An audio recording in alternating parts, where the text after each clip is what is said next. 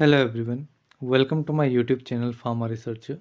आज है day 27 daily pharma MCQ dose series का, जिसमें हम डेली के 20 एमसीक्यू क्वेश्चन सॉल्व करते हैं, जो कि different previous year question papers and reference book से लिए जाते हैं एंड सभी फार्मेसी रिलेटेड एग्जाम्स के लिए इंपॉर्टेंट होते हैं।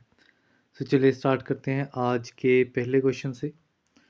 पहला क्वेश्चन है, concentration of triclosan in dentifrices which is considered safe is। डेंटिफ्राइसिस में ट्राइक्लोसाइन यूज़ किया जाता है एंड इसकी कंसनट्रेशन कितनी सेफ मानी जाती है। Its safe concentration is 0.3%। यहाँ पे आपका option C is correct. Next question है, protein synthesis occurs in cellular structure that exist both in prokaryotes as well as eukaryotes is called. Protein synthesis जो कि आपके सेल स्ट्रक्चर में होती है, जो कि आपका प्रोकैरियोट्स एंड यूकैरियोट्स दोनों में ही प्रेजेंट होता है। This cell structure is ribosomes. यहाँ पे आपका ऑप्शन बी इज करेक्ट।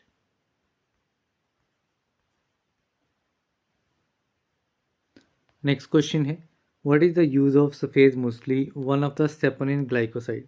तो सफ़ेद मूसली एक सेपोनिन ग्लाइकोसाइड है, इसका यूज़ क्या है। सफ़ेद मूसली आपका यूज़ किया जाता है एज अ जनरल टॉनिक। यहाँ पे आपका option A is correct. Then next question है, Baudouin test is use to detect. Baudouin test जो है वो किसके लिए यूज़ किया जाता है।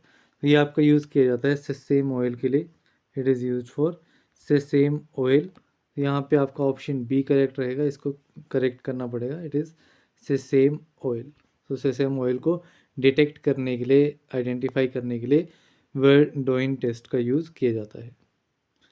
नेक्स्ट क्वेश्चन है, फ्लोक्सेटिन इज़ अ। फ्लोक्सेटिन क्या है। फ्लोक्सेटिन जो है ये आपका सेलेक्टिव सीरोटोनिन रीएप्टेक इनहिबिटर है, जो कि आपका एंटी डिप्रेसेंट ड्रग रहता है। यहाँ पे आपका option B is correct. Next question है, positive control in test for sterility ensures. Test for sterility में जो पॉजिटिव कंट्रोल रहता है वो किस चीज़ को इंश्योर करता है। It ensure the nutritive property of the medium. ठीक है, मीडियम की न्यूट्रिटिव प्रॉपर्टी क्या है, उस चीज़ को इंश्योर करता है आपका पॉजिटिव कंट्रोल। यहाँ पे option B is correct. Next question है, addition of which of the following to a large volume parental product is not advised। इनमें से किस एजेंट को लार्ज वॉल्यूम प्रोडक्ट में ऐड नहीं किया जाता है। This product is preservative. ठीक है, प्रिजर्वेटिव जो है वो आपके लार्ज वॉल्यूम पेरेंटल्स में यूज़ नहीं होते हैं, तो option B is correct. Next question है, dash are made into arachnoid space that surrounds the spinal cord. इनमें से किस टाइप के इंजेक्शंस जो हैं वो आपके सब अरेकेनॉइड स्पेस में दिए जाते हैं, जो कि स्पाइनल कोड को सराउंड करता है। This type of injection is intrathecal injections. यहाँ पे आपका option D is correct. Next question है, the drug which is contraindicated due to possible association with Reye's syndrome is.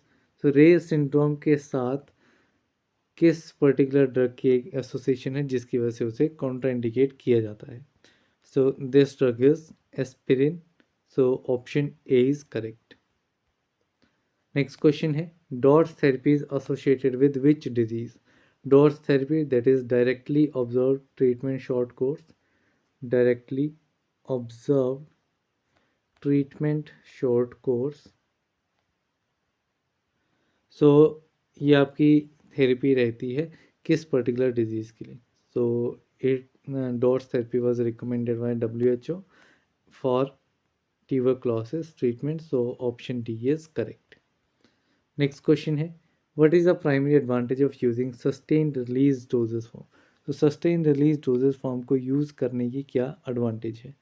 Sustain release dosage form जो हैं वो आपके एक बार दी जाती हैं and sufficient period of time के लिए एक पर्टिकुलर रेट पे ड्रग जो है वो रिलीज़ होता है।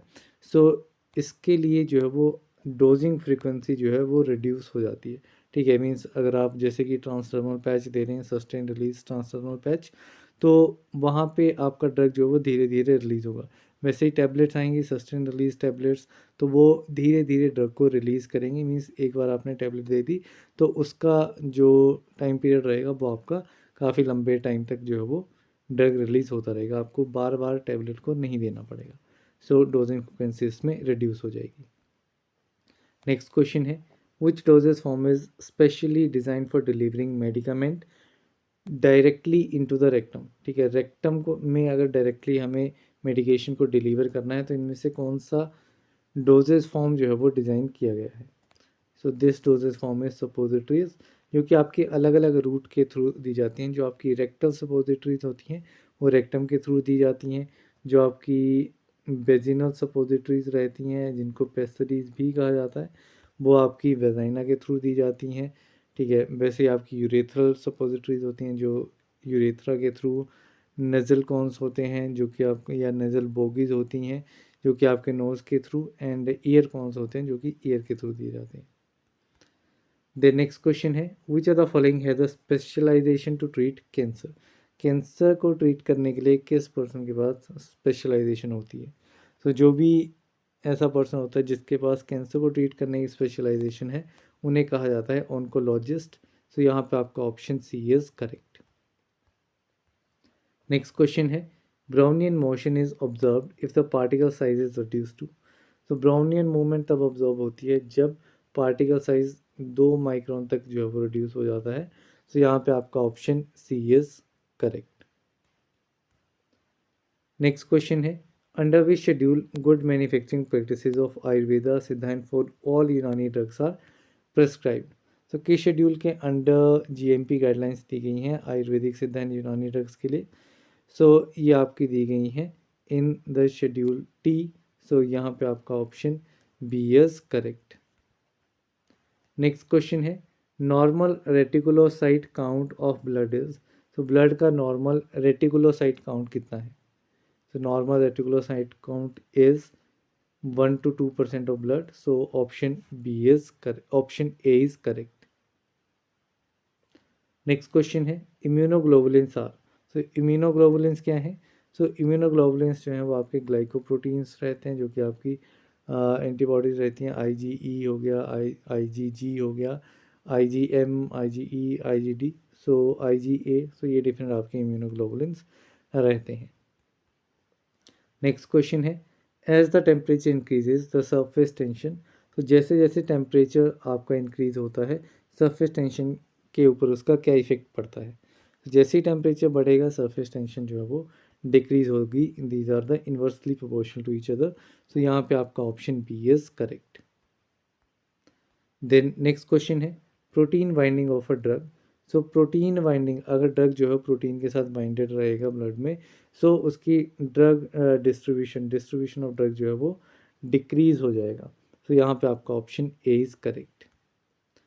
नेक्स्ट क्वेश्चन है, in an emergency what is the first step in treating shock. Shock को ट्रीट करने के लिए पहला स्टेप क्या है इमरजेंसी में। So the first step is to ensure the patient is lying down and elevate the legs. ठीक है, पेशेंट को नीचे लेटा देना है एंड एलिवेट करनी है उसकी लेग्स को। तो ये आपका फर्स्ट स्टेप रहता है। सो यहाँ पे आपका ऑप्शन बी इज़ करेक्ट। इसी के साथ में हमारे 20 MCQ क्वेश्चंस कंप्लीट होते हैं। That's all for this video. PDF का लिंक आपको डिस्क्रिप्शन बॉक्स में मिलेगा, you can download. So thank you very much for listening.